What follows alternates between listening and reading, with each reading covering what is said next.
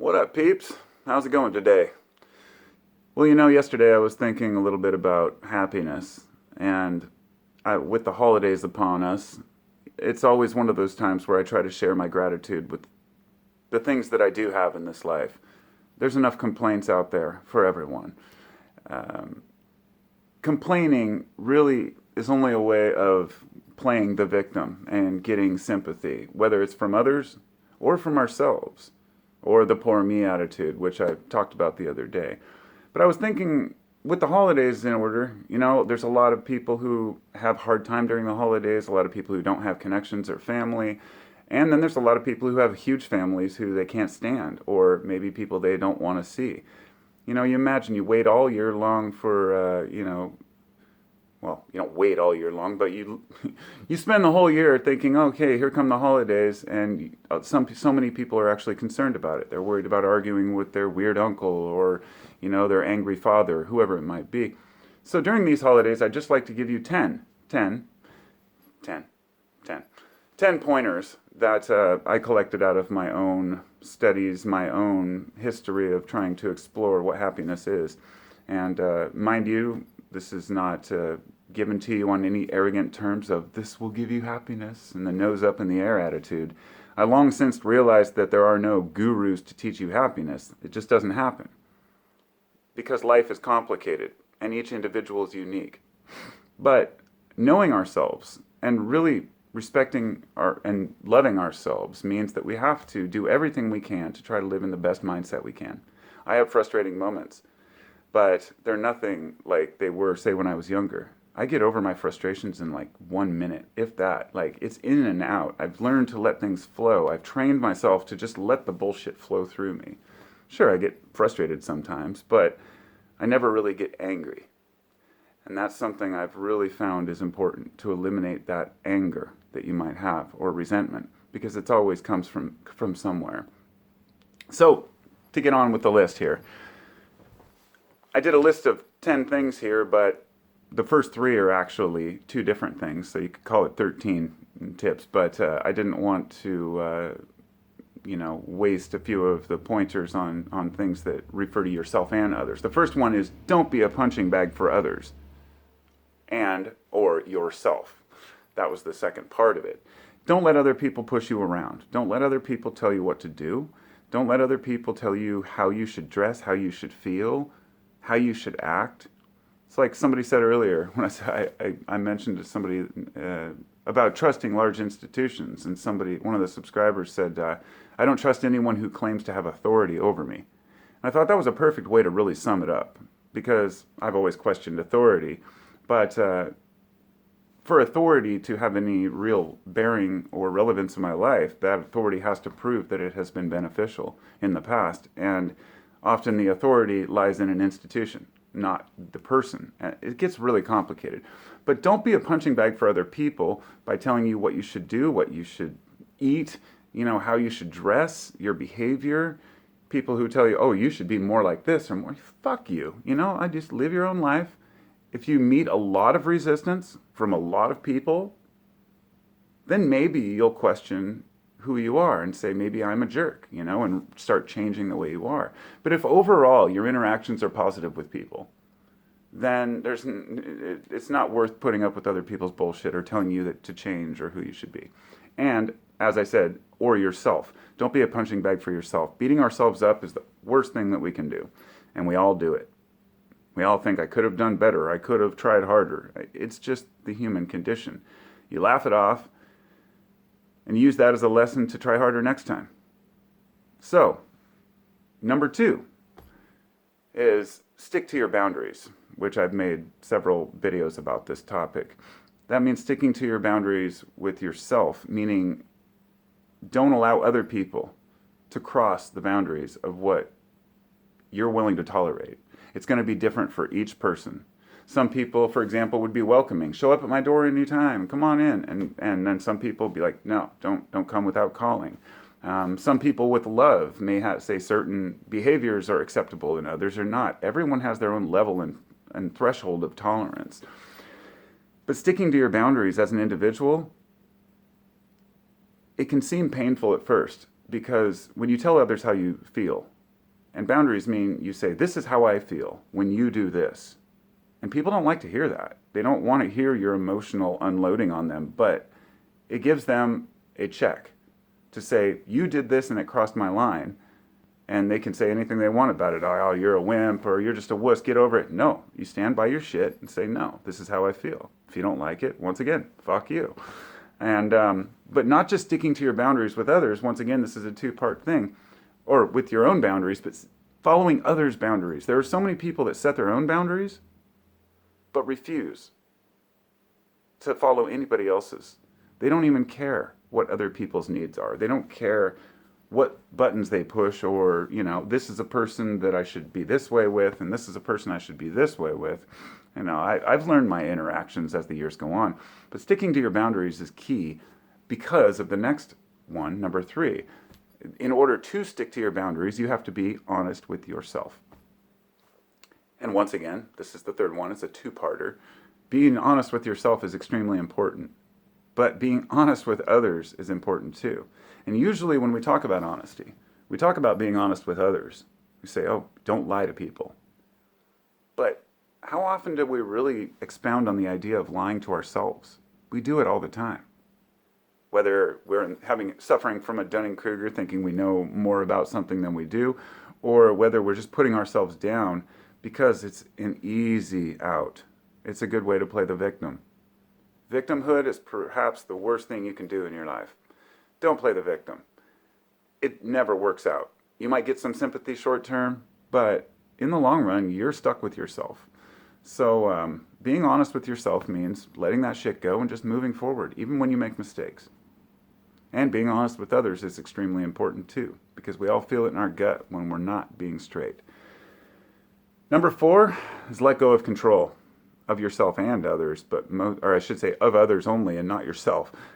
You want to be able to control yourself, but you also want to let yourself kind of blossom, if you will. And so you got to let go of that control once in a while. But when it comes to other people, completely let go of controlling other people.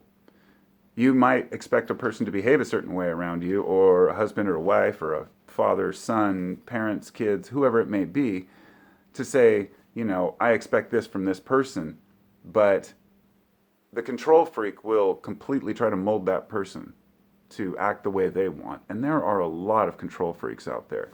There's only one thing I can say about control freaks.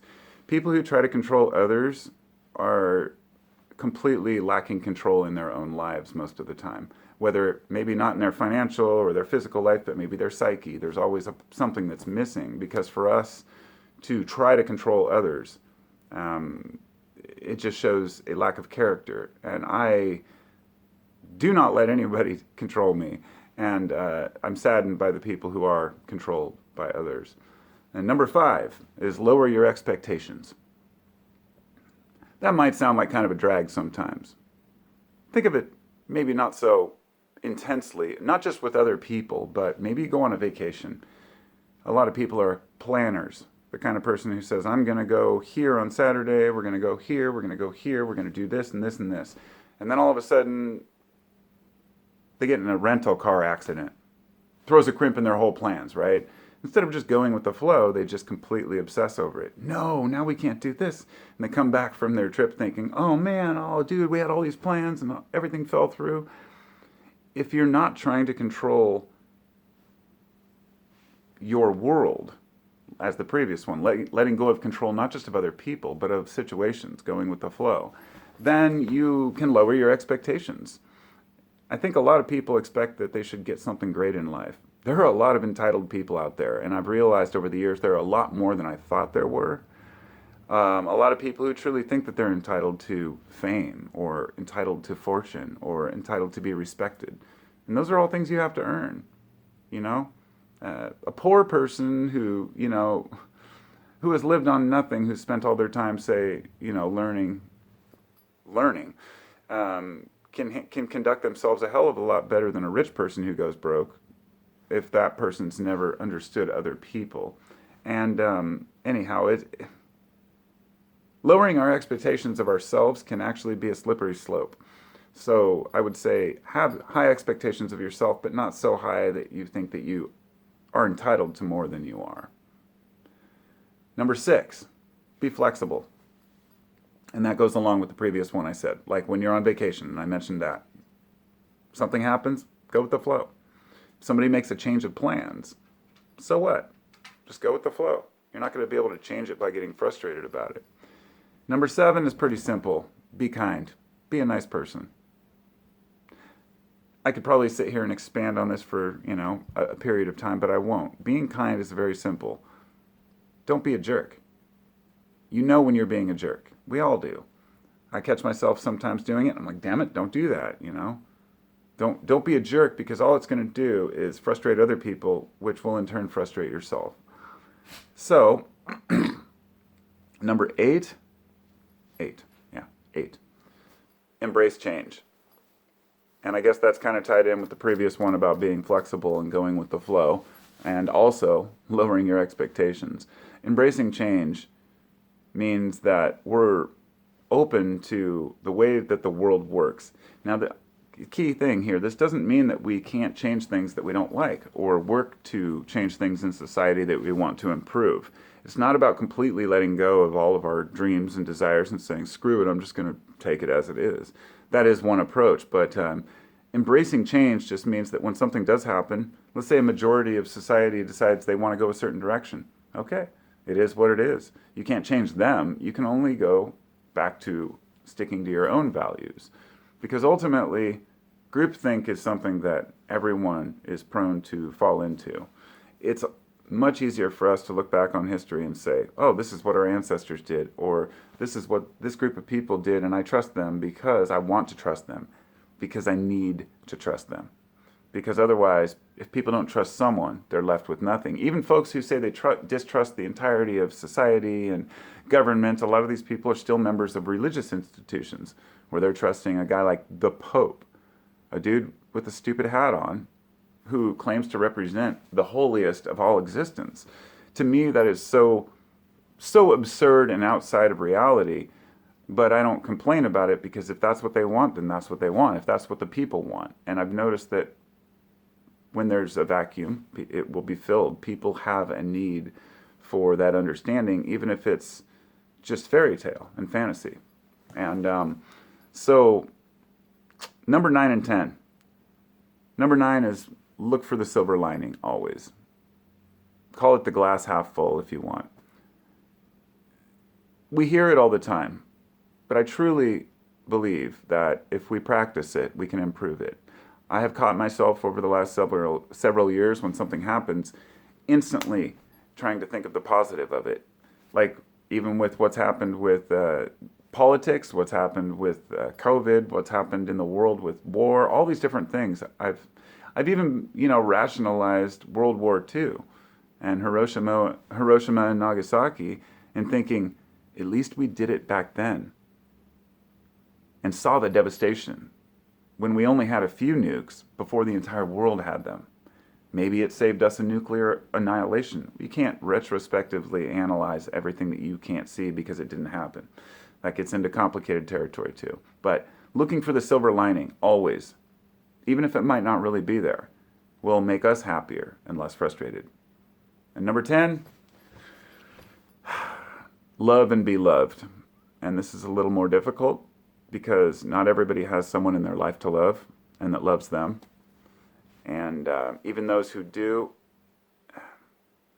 what it ultimately comes down to is allowing yourself to be loved, allowing yourself to love yourself. Because if you can love yourself, that's not arrogance. That's not, you might call it narcissism. But narcissism is when you believe that you have what's right for everyone else, in a way. In other words, that you think you're better. For me, it's always been a matter of, I'm just an equal to everyone else, and I just want to be left to do my life. But in order to live my life, I need to love others and to be loved. And therefore, I'm grateful for, having a childhood with parents, and having my own kids now, and having a family, and people who care about each other. And not everyone has that, so it's a tricky one. Not everyone can attain love from others that easily. And therefore, the first 9 are things that we can do without others. But even number 10, to love and be loved, you can always love yourself if no one else does. And therefore, these are all things, you'll notice that everything on this list is something you can do sitting on your couch, in your car, at work. These are all things you can do in your daily life every day without a single penny being spent. Because when people talk about happiness, often they want a bigger house or a better car, and it never lasts. The real happiness are the things we've learned and the way we've learned to deal with the world around us. If we're getting frustrated on a daily basis, getting angry at others, that's our problem, not theirs. Because the world does what it does, and how we react to it is how we react to it. So this holiday season, just try to let some shit go. Try to be happy. Just realize that you don't have to be a punching bag for others or be punched. You can stick to your boundaries. You can be honest with yourself and others. You can let go of control, lower your expectations, be flexible, be kind, embrace change, look for the silver lining, and love and be loved. And that's my message. Talk to you next time. Be well.